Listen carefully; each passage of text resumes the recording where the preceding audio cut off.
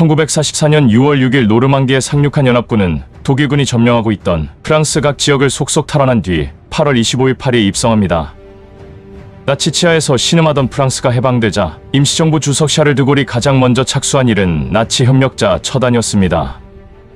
프랑스가 독일에 점령당한 기간은 1940년 6월 22일부터 4년 2개월 동안이었습니다. 파리를 포함한 국토의 5분의 3은 독일의 직접 지배를 받았고 나머지는 필리프 페탱이 이끄는 비시 정부가 관할했습니다. 비시를 임시 수도로 한 남부는 자유지역이라고 불렸지만 독일 나치 정부가 간접 통치하는 방식이었습니다. 1942년 11월부터는 독일군이 남부에도 진주해 비시 정부는 껍데기만 남게 됩니다. 요즘 우리나라에서 콜라보라는 말은 협업을 뜻하는 영어 컬래버레이션의 줄임말로 흔히 쓰이지만 프랑스에서는 협력자란 뜻의 콜라보라테르를 줄임말입니다. 부역자나 반역자를 말합니다. 80년 전 이맘때 프랑스에서는 콜라보 에피라숑을 외치는 목소리가 드높았습니다.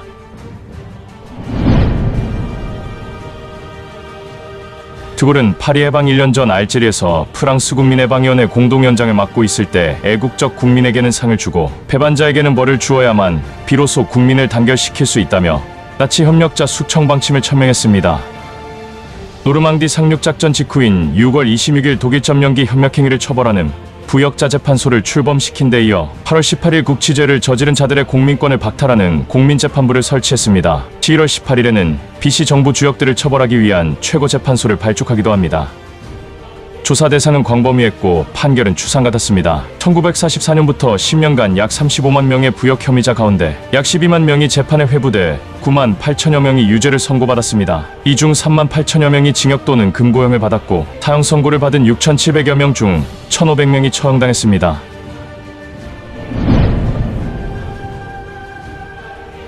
언론인과 작가들은 다른 부역자들보다 훨씬 중벌을 받았습니다. 이들이 가혹하게 단죄된 배경에는 신문이나 책 등의 글이 남아있어 부역 증거를 수집하기 쉽다는 현실적인 이유도 있지만 잘못된 생각과 신념을 퍼뜨리는 행위는 당대에는 물론 후세에까지 큰 영향을 미친다고 판단했기 때문입니다.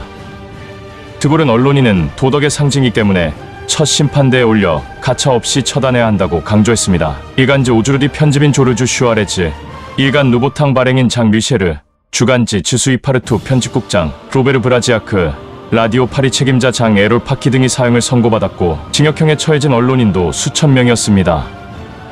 뚜렷한 부역 혐의가 없어도 이 시기에 종사한 모든 언론인은 다시는 언론에 종사할 수 없도록 공민권을 박탈하게 됩니다. 나치 독일은 점령 기간에 철저한 검열을 실시했으므로 프랑스 신문들도 친독일 논조를 펼칠 수밖에 없었습니다. 북부의 경우 1940년 6월 25일 이후, 남부는 1942년 11월 11일 이후 15일 이상 발행한 신문은 모두 나치에 협력한 것으로 간주돼 폐간의 운명을 맞았고 신문사 재산은 국유화됐습니다.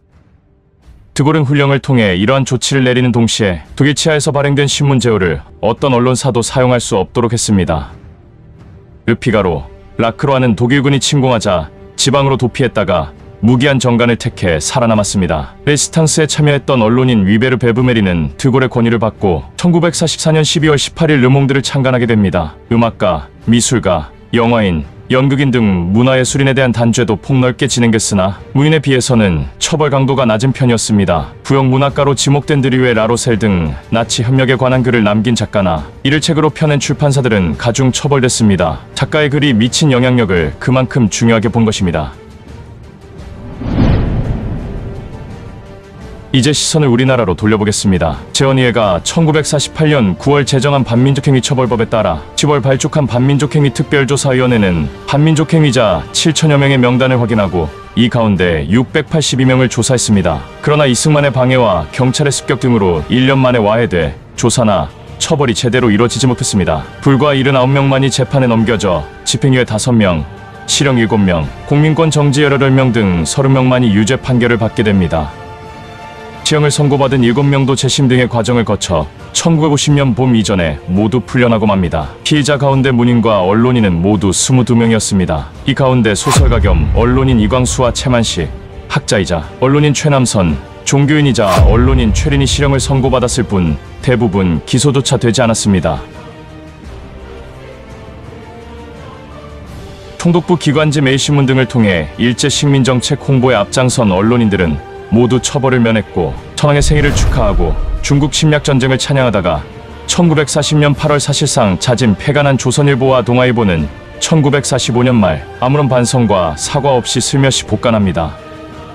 이후 친일 연구가 임종국은 1966년 친일문학론을 시작으로 한국문학의 사회사, 일제 침략과 친일파 등의 저서를 내며 친일 청산 움직임에 불을 당깁니다. 그의 글 일제말 친일 군상의 실태는 1980년대 초 대학생 필독서로 꼽힌 해방 전후사의 인식에도 실려 대중적 관심을 일깨우게 됩니다. 1989년 임종국의 장례식장에 모인 사람들이 그가 남긴 자료를 물려받아 1991년 반민족문제연구소를 발족합니다. 민족문제연구소는 친일연구소를 펴내고 친일인명사전 편찬을 추진하는 등 임종국의 유업을 계승하며 친일 청산론을 확산해 나가게 됩니다. 이들의 활동은 국가 차원의 친일 청산 작업이 필요하다는 여론을 불러일으켜 2004년 3월 일제강점화 친일 반민족행위 진상규명에 관한 특별법이 제정됐으며 이듬해 5월 대통령 소속으로 친일 반민족행위 진상규명위원회가 출범합니다. 4년 반의 활동 끝에 추려진 친일 반민족행위자는 1,005명으로 반민특위 피의자 682명보다 324명 늘어납니다. 이 가운데 언론인은 33명이었습니다. 조선일보 사주 방응모 등이 추가되고 동아일보 사주, 김성수는 김환란 등과 함께 교육 분야에 이름을 올렸습니다. 문화예술인은 문학 31명, 학술 20명, 연극과 음악가기 10명, 영화 7명, 미술 4명, 무용 1명, 야담 1명을 합쳐 84명이었습니다. 비슷한 시기에 발간된 친일인명사전에는 4,389명이 수록됐습니다. 여기에는 박정희와 애국가 작곡자 안익태, 백선엽 등이 새롭게 등재됩니다.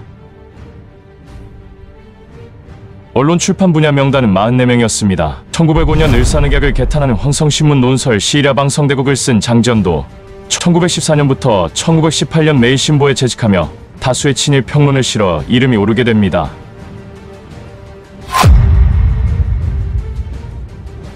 80년 전 프랑스로 돌아가 봅니다. 카미는 1944년 9월 9일 프랑스 문예에서 이렇게 주장합니다. 우리의 모든 과거 불행은 반역을 처벌하지 못한 데서 온 것이다. 오늘 또다시 처벌하지 않는다면, 주모자들을 처단하지 못한다면 커다란 위험이 닥칠 것이다. 어제의 죄를 처벌하지 않는 것은 곧 내일의 죄를 부추기는 것이다. 드골은 모리아크 대신 카미의 손을 들어주며 이런 말을 남겼습니다. 프랑스가 다시 외세의 지배를 받을지라도 또다시 민족 반역자가 나오는 일은 없을 것이다. 지금까지 80년간 프랑스에서는 나치 협력자들을 숙청하는 일이 애당초 잘못됐다거나 나치 점령 기간에 오히려 프랑스가 더 발전했다는 등의 주장은 나오지 않습니다. 서로가 앞으로 나온다고 해도 그런 말을 한 사람이 프랑스의 지성과 역사를 관장하는 국가기관의 수장을 맡는 일은 없지 않을까 싶습니다. 끝까지 시청해주셔서 감사드립니다.